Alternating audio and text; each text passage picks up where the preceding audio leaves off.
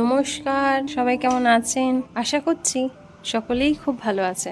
অনেকদিন পর আজকে বেশ ঝলমলে রোদ বেরিয়েছে। দেখুন কি সুন্দর পরিষ্কার আকাশ, বেশ ঝলমল করছে চারিদিক। তবে আজকে প্রচুর কাজ, চলুন দেখাই। ওর বাবা ওখান দিকে শুরু করে দিয়েছে, দাঁড়ান চলো গিয়ে আমি একটু এবার হেল্প করব। এই যে ওর বাবা শুরু করে দিয়েছে এদিকে কাজ। এই আসলে এদিকে যে দরজাটা দেখছেন, এর সাইডে কিছু গ্যাপ আছে, তো তার জন্য এর ভেতরে অনেক বিচেও ঢুকে যায়। তো আজকে ওর বাবা একটু পিওপি গুলে এই গ্যাপটাতে একটু ভরে দিচ্ছে। আসলে এখানে প্রচুর গাছপালা, তো ওই জন্য প্রচুর পোকামাকড় আর বিচে সব চলে আসে। দুবার তো এসেই গেছে, তো সপ্তাহে একদিন করে একটু সুযোগ করে এই এদিকে যে দরজা আছে বেডরুমে, এটা একটু পরিষ্কার করে তাহলে কি একটু সুবিধা হয় আর একটু ভয়টাও একটু কম থাকে। তো রবিবার মানে একটু কাজ বেশি। আমরা ভাবি রবিবার মানে ছুটির দিন, কিন্তু ছুটির দিনে একটু কাজটা বেশিই থাকে। তো এটা করছে, দেখি ওর বাবার হয়ে গেলে তারপর ওর বাবাকে একটু হেল্প করতে হবে। তারপর আজকে আবার মাছ দিতেও আসবে। সানডে করে আমরা মাছ খাই, কারণ এখানে তো মাছ পাওয়া যায় না, আর এই সানডেতেই ওরা দেয়। তো সেই জন্য মাছটা আর মিস করি না, যেহেতু তাজা মাছ তো পাওয়া যায় না। মাংস তো প্রায় পাওয়া যায়, যখন মনে হবে তখনই পাবো। তো ওই মাছটাও দিতে আসবে। আর এদিকে আমাদের ব্যাংকটাকে দেখ, একটু ঠিক হয়েছে। কালকে তো জ্বর ছিল, আজকে একটু ঠিক হয়ে না। দেখি ব্যাংকটা কি করবে। এই যে ব্যাংকটাকে দেখুন, একটু ঠিক হতেই কিরম দুষ্টুমি শুরু করে দিয়েছে, দেখেছেন কিরম দুষ্টু। জানেন তো, বাচ্চারা হলো বাড়ির সৌন্দর্য।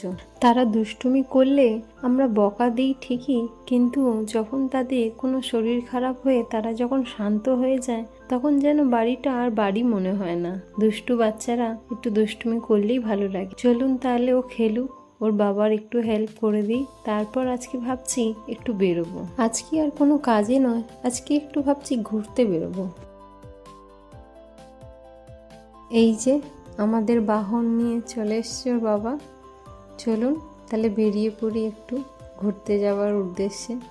প্রত্যেক সানডেতেই কিছু না কিছু কাজ থাকে, যার জন্য বাইরে বেরিয়ে সেই কাজই করতে হয়। তো এই সানডেতে ভেবেছি আর কোনো কাজ না, একটু প্রকৃতির কাছে গিয়ে সময় কাটাবো, একটু সুন্দর মুহূর্ত কাটাবো, তাই বেরিয়ে পড়লাম। সকালে আজকে মাছ দিতে আসার কথা ছিল, তো দিতে আসেনি, ভালোই হয়েছে, কারণ যাচ্ছি এখন একটি মন্দিরে। তো ভালোই হয়েছে, নিরামিষ খাওয়া দাওয়া করেই বেরিয়েছি। এটা ওই গ্রামের ভেতরের রাস্তা, যেখান থেকে বেরোলে হাই রোডটা পড়বে। গ্রাম জানেন তো, দেখতে খুব সুন্দর হয়, আর গ্রামের প্রকৃতিও খুব সুন্দর হয়। শান্ত নিরিবিলি পরিবেশ, না কোনো কোলাহল, না যানবাহনের কোনো শব্দ। দূর থেকে পাহাড়টা কি সুন্দর দেখাচ্ছে দেখুন। এই যে মেন রোডে চলে এসেছি আমরা। যখনই গ্রামের ওই রাস্তাটা দিয়ে বেরোই, ডান দিকে গেলে মার্কেটের দিকে যাওয়া হয়, আর এটা যাচ্ছি আমরা বাঁ দিকে।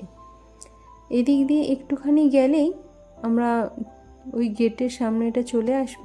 এই যে এসে গেছি আমরা এই গেটের সামনে। এটা একটি জঙ্গলের ভেতর দিয়ে রাস্তা। আমরা এখন যেই মন্দিরটি যাব সেটা পাহাড়ের একদম ওপরে, তো সেটার জন্য এই রাস্তাটা দিয়ে ভেতরে যেতে হয়।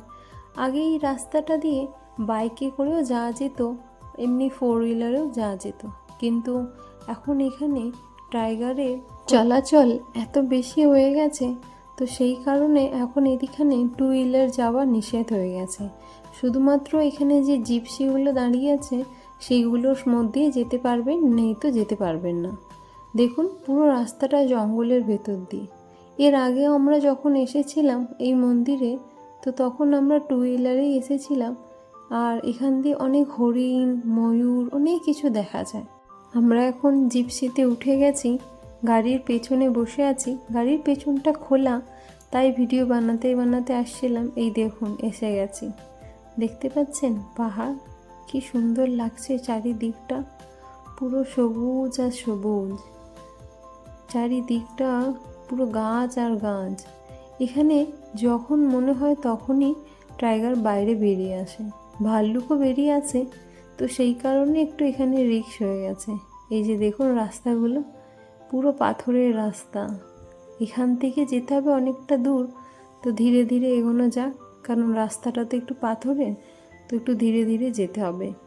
যখন বর্ষায় প্রচণ্ড বৃষ্টি হয় তখন এই রাস্তা পুরো ভরে ঝর্ণার জলের মতো জল ভরে যায় চারিদিকে। আর এই দেখুন এরা এখানে খেতে ব্যস্ত। এখানে যেসব মানুষরা পুজো দিতে আসে গ্রামের, তারা এরকম বনের অ্যানিমেলদের খাবার দেয়। কিন্তু জানেন তো, বনের অ্যানিমেলদের খাবার দেওয়াটা ভালো ঠিকই, কিন্তু এই অ্যানিমেলদের জন্যই যখন টাইগার বাইরে বেরিয়ে আসে তখন অনেক সময় এদের অ্যাটাক না করে মানুষের উপর অ্যাটাক করে। তো এটা একটু রিস্কও আছে, তবুও মানুষজন জানেন তো ভক্তি করে যেটা দিয়ে যায় ভালোবেসে। এই যেখানে দেখেছেন দল বেঁধে সব বসে আছে। এরা খুব শান্ত প্রকৃতির হয়, সহজে মানুষের উপর অ্যাটাক করে না। আপনাদের বলেছিলাম যে আর এক ধরনের যেটা লালমুখ বাঁদর হয় সেটা খুব একটু ডেঞ্জার হয়। চলুন ধীরে ধীরে এগোনো যাক। এগোতে এগোতে আপনাদের দেখাবো যে কত উপরে উঠছি আর কি সুন্দর লাগছে চারিদিকটা। রাজস্থান কথার অর্থ হয়তো আপনারা অনেকেই জানেন। রাজস্থান কথার অর্থ হলো রাজাদের স্থান, যেখানে রাজারা থাকতো। এখন আর তো রাজারা নেই, তবে আগেকার রাজারা জানেন তো পাহাড়ের ওপরেই নিজেদের রাজমহল বানিয়ে রাখতো, যাতে অন্য রাজাদের থেকে নিজেদের রাজত্বকে বাঁচিয়ে রাখা যায় এবং নিজেদের রানীদের, নিজেদের প্রজাদের সমস্ত কিছুকে বাঁচিয়ে রাখা যায়। তো সেই কারণে রাজস্থানে সমস্ত রাজমহলই পাহাড়ের ওপরে। সেই কারণেই রাজস্থানে বেশিরভাগ মন্দিরই পাহাড়ের উপরে দেখতে পাওয়া যায়। চারিদিকটা দেখুন কি বড় বড় মোটা মোটা পাথর দেখেছেন, প্রচণ্ড ভারী ভারী পাথর। এই যে এদিকটা দেখছেন, এদিক দিয়ে ঝর্ণার জল বয়ে যায় পাহাড়ের উপরে। আমরা এখন যেই মন্দিরটাতে যাচ্ছি সেখানে ঝর্ণার জল এখনো বয়েছে। বৃষ্টি হওয়ার পর এখানে কন্টিনিউ ওই পাহাড় দিয়ে ঝর্ণার জল বেরোতে থাকে। দেখুন আমরা এতটা উপরে এসে গেছি, কি সুন্দর লাগছে না চারিদিকটা। চলুন এবার ধীরে ধীরে এগোনো যাক। ওই দেখুন ওদিক দিয়ে ঝর্ণার জল বেরোচ্ছে, দেখতে পাচ্ছেন? আরও উপরে যেতে হবে, তবেই গিয়ে মন্দির পাওয়া যাবে। আর এই দেখুন সেই বাঁদর, যেটা আমি আপনাদের আগের ভিডিও বলেছিলাম, এইগুলো খুব ডেঞ্জারাস হয়। তো এইগুলো মনে হয় গ্রুপেই আছে। হ্যাঁ এই দেখুন একজন ডালের ওপর কিরকম শুয়ে আছে দেখেছেন? এগুলো অনেক বড় বড় সাইজের হয় জানেন তো। চারিদিকটা এত সুন্দর লাগছে কি বলবো, উঁচু উঁচু পাহাড় আর তার উপর সবুজ সবুজ গাছ, চারিদিকটা পুরো সবুজ হয়ে আছে। পাহাড়ের মধ্যে দিয়ে পাথরের ভেতর দিয়ে কীরকম গাছগুলো বেরিয়ে সাইডে ঝুলছে দেখুন, যেন মনে হচ্ছে অ্যাডভেঞ্চারের মতো। ওই যে দূরে দেখছেন ওই মন্দিরটাতে আমরা যাব। এখন অনেকটাই উপরে উঠে এসেছি, দেখুন যতটা উপরে এসেছি সেখান থেকে ভিডিওটা করছি।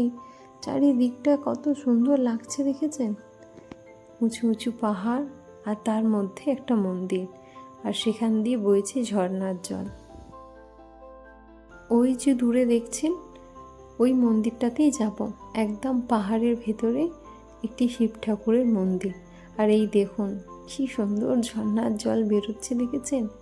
বৃষ্টির জল পাহাড়ের মধ্যে জমা হয়ে তারপর এরকম বইতে থাকে, এত সুন্দর দেখতে লাগে। দেখুন সবাই কিরকম স্নান করছে, ঝর্ণার জলের মজা নিচ্ছে। সবাই আসে এখানে, প্রত্যেক মানুষই আছে পুজো দিতে আর এই ঝর্ণার জলে স্নান করতে।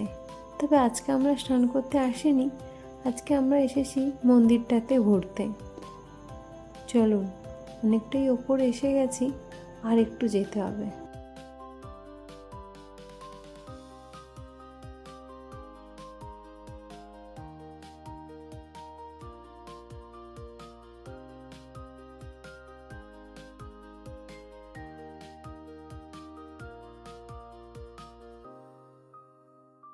ওই দেখুন মন্দিরের সাইড দিয়ে পাহাড়ের ওপর দিয়ে কীরকম ঝর্ণার জল বইছে দেখেছেন?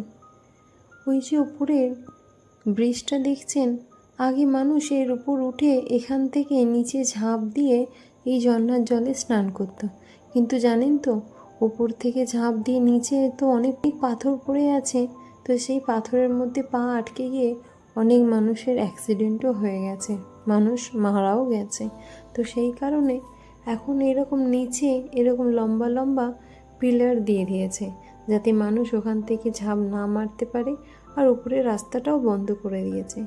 কি সুন্দর লাগছে দেখছেন, এই যে এই লম্বা লম্বা পিলারগুলো দাঁড় করিয়ে দিয়েছে। দেখেছেন কত পরিষ্কার জল। চলুন, ওরা এগিয়ে গেছে, ধীরে ধীরে আমিও একটু এগিয়ে যাই।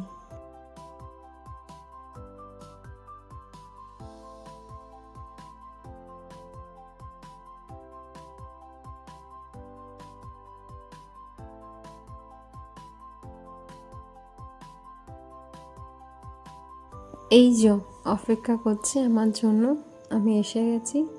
চলুন, এদিক থেকে এই দূরের আকাশটা দেখুন, যেন দূর দিগন্তে গিয়ে মিশে গেছে।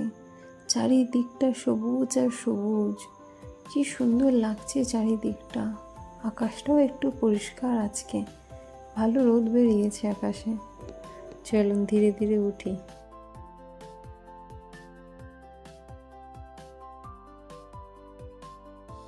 কতটা উপরে এসে গেছি, পেছন দিক থেকে দেখুন, পুরো সবুজ আর সবুজ। এখানে রাস্তাটা একটু সরু, তো তাই একটু নিচের দিকে লক্ষ্য দিয়ে যেতে হচ্ছে। এই যে এসে গেছি মন্দিরে। এখানে একটা শিবের মন্দির আছে একদম পাহাড়ের নিচে, তো সেখানে একটু ধীরে ধীরে ঢুকতে হয়। চারিদিকটা কি সুন্দর সাজিয়েছে দেখেছেন। যেহেতু এখন শ্রাবণ মাস চলছে, তো শ্রাবণ মাসে শিবের পুজো হচ্ছে, তো কি সুন্দর লাগছে ভেতরটা। আর এই মন্দিরটা একটু ভেতরেই শিবটা। এখানে একটা শিব আছে যেটাকে সাজিয়ে রেখেছে, আর এখানে কিছু শিবের শিবলিঙ্গ আছে যেগুলোর মধ্যে পুজো করছে। ওর বাবাই পুজো করছে, দেখেছেন কীরকম নিচু হয়ে আছে, কারণ পাহাড়ের নিচে। এখানে জানেন তো, শীত গ্রীষ্ম বর্ষা প্রত্যেক সিজনেই সারাক্ষণ এই শিবের মাথায় জল পড়তে থাকে পাহাড় থেকে। এই যে এর এখনো ঘন্টা বাজানো শেষ হয়নি, আর একটু বাজিয়ে যাচ্ছে। ওর আসলে ভালো লাগছে, এই ঘন্টাটা বড় তো। আর দেখুন কি সুন্দর লাগছে। এবার পুজো দেয়া হয়ে গেছে, এবার এদিকে আরেকটি মন্দির আছে, যাব আমরা সেই দিকটা। দেখুন আমরা কতটা উপরে এসেছি, দেখুন এটা সেই রাস্তাটা যেখান দিয়ে আমরা আসছিলাম। চলুন এবার ওই দিকটা যাব আমরা।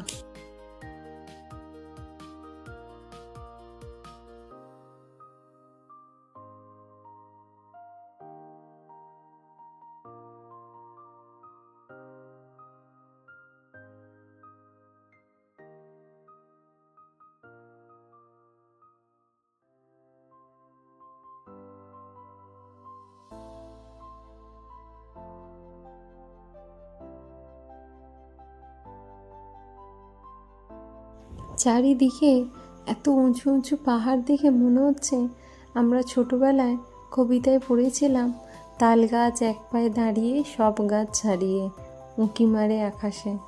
আর দেখুন আজ এই পাহাড়গুলোকে দেখেও ঠিক সেরকমই মনে হচ্ছে, সারি দিয়ে একসাথে দাঁড়িয়ে আছে, সবার থেকে উপরে উঁচু হয়ে লম্বা হয়ে দাঁড়িয়ে আছে, সব কিছু ছাড়িয়ে যেন একদম উঁচুতে।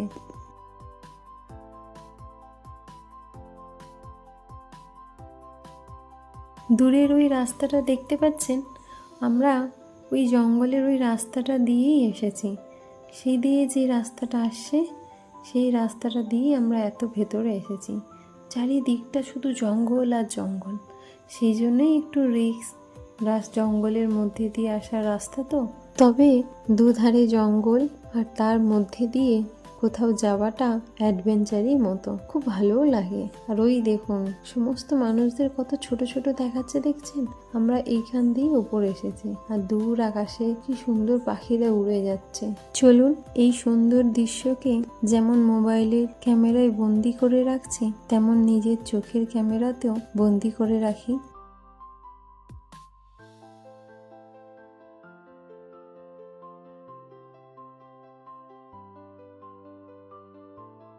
সুন্দর করে উপরে ঘোরা হয়ে গেছে, এখন আমরা নিচের দিকে আসছি। দেখুন এই উপরে গিয়েছিলাম আর সেখান থেকে নিচের দিকে ফিরছি।